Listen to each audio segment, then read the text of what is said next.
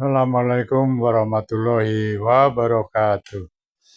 Saudara-saudara sekalian, mengamati secara seksama bahwasannya ceramah-ceramah yang disampaikan para habib-habib imigran Yaman di Indonesia lama-lama mengkhawatirkan ya.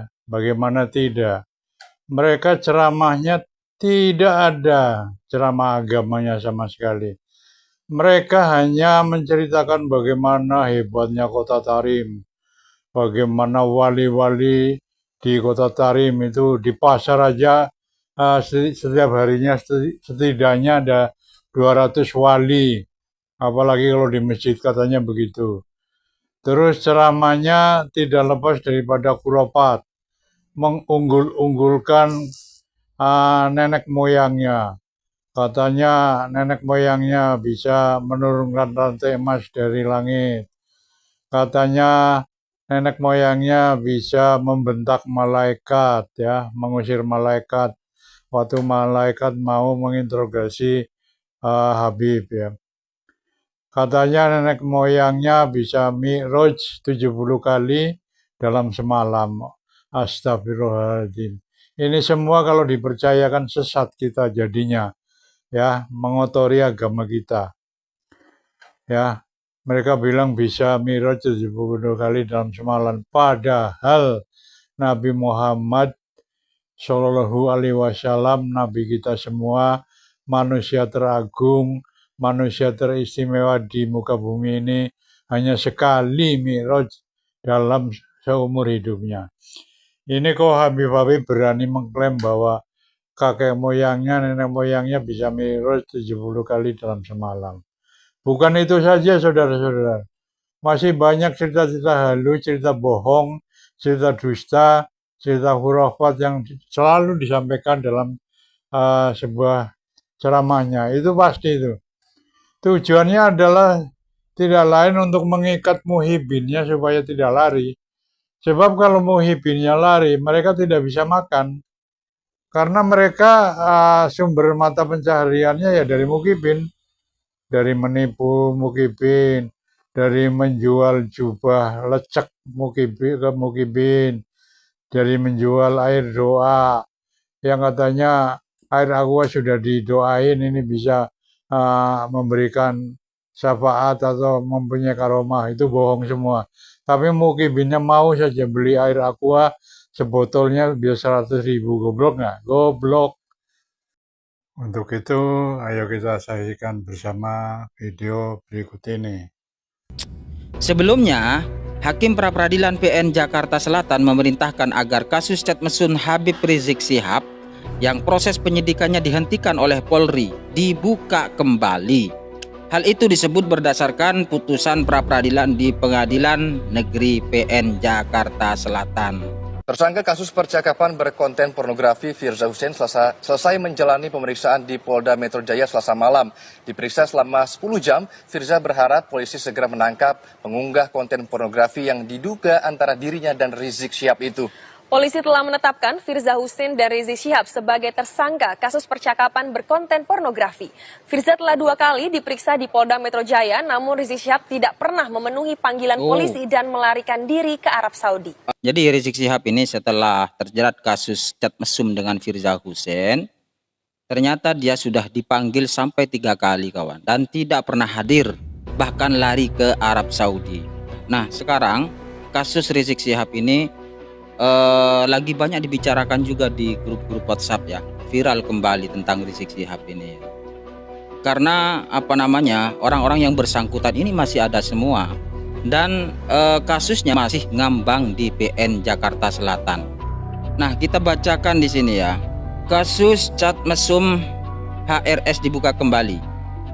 Mahfud, proses hukum harus diteruskan. Jakarta. Menteri Koordinator Politik Hukum dan Keamanan Menko Polhukam Mahfud MD berkomentar saat kasus Chat Mesum dengan tersangka Habib Rizik Syihab yang kembali dibuka. Menurutnya proses hukum harus diteruskan. Awalnya Mahfud MD membalas pertanyaan akun Twitter Makmun Murad tentang kasus HRS yang kembali dibuka. Mahfud menyebut tidak mengikuti kasus tersebut dari awal. kita tunggu proses di polisi saja. Kan ada orang pra-peradilan dikabulkan oleh hakim.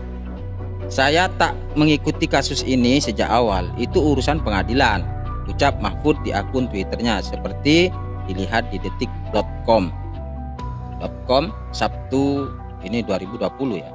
Kemudian Mahfud mengaku telah bertanya soal kasus chat mesum tersebut kepada Polri. Dia meminta proses hukum harus diteruskan. Namun tak ingin tahu dengan isi chat yang disebut antara Habib Rizik dengan Firza Hussein tersebut. Sudah saya tanyakan barusan ke Polri, katanya peristiwa chat terjadi 2016. Disidik tapi kemudian di SP3 saat HRS ada di Saudi. Sekarang ada yang pra-peradilan SP3, ya sah.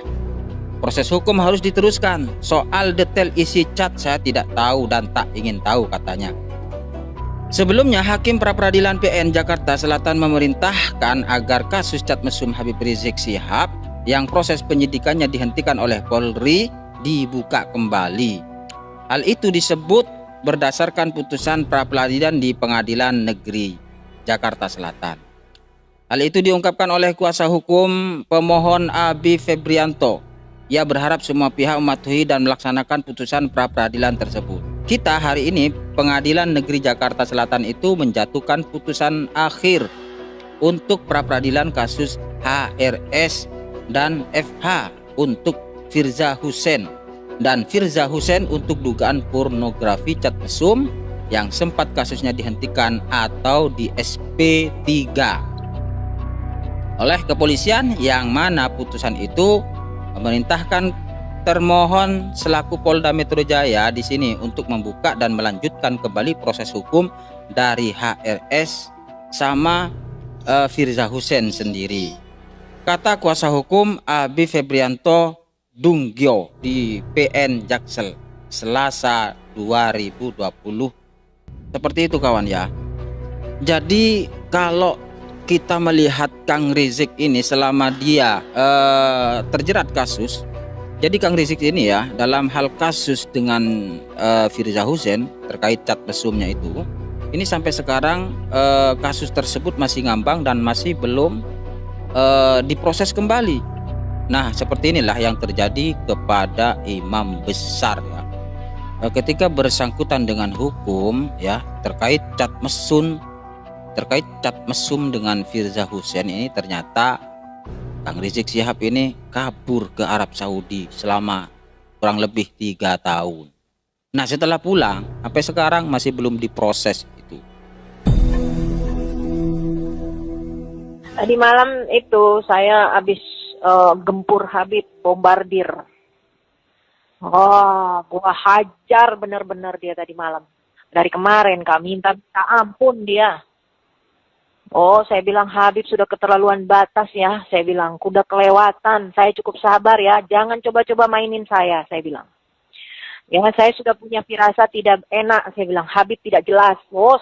Dia kaget kan. Loh Firza berarti bohong. Firza tidak hapus chat. Oh tidak, saya hapus Dip. Saya tidak mau sakit sendiri. Kayak gituin. Ada dia janji mau nikah, dia janji mau nikah, dia janji ada semua Kak. Saya kirim ke dia. Stres dia Kak Emma. Tolong Firza, tolong. Sudah saya tidak mau lagi berjuang. Dia bilang saya suruh orang lain aja mimpin. Saya bilang saya tidak ada punya niat ya. Saya bilang saya tidak punya niat untuk memberi Habib sakit atau apa. Tapi saya pengen ini murni, jangan dicampur aduk cinta saya sama Habib dengan yang lain. Saya bilang gitu. Jangan coba-coba. Saya bilang ampun Firza, iya. Tapi Kak, nggak jelas juga itu. Nggak jelas juga. Kalau Habib Rizik ngomong, ngasih kode ke saya boleh. Tapi kalau dia yang ngomong itu pinter-pinter dia kali, Kak Emma. Tentu Habib Rizik oke. Tapi Kak Emma, saya kasih kena bagiannya dari kemarin. Sampai tadi subuh dia WA, iya Firza, semoga Firza sejuk hatinya. Coba begitu. Saya bilang, Bib, saya berbuat seperti ini karena perbuatan Habib sendiri. Nah, Habib merasa diteror, diancam, tertekan karena perbuatan Habib sendiri. Tapi saya ini cukup sabar, Bib. Habib keterlaluan batas, saya bilang. Saya dianggap apa? Jangan, Bib. Bib, saya bilang, pemimpin bisa tumbang karena wanita. Saya gituin. Pertama dia ngamuk-ngamuk kan, Firja mau ini saya, udah Firja ini. Awal dia ngamuk tuh kayak mau, saya lawan, saya nggak peduli.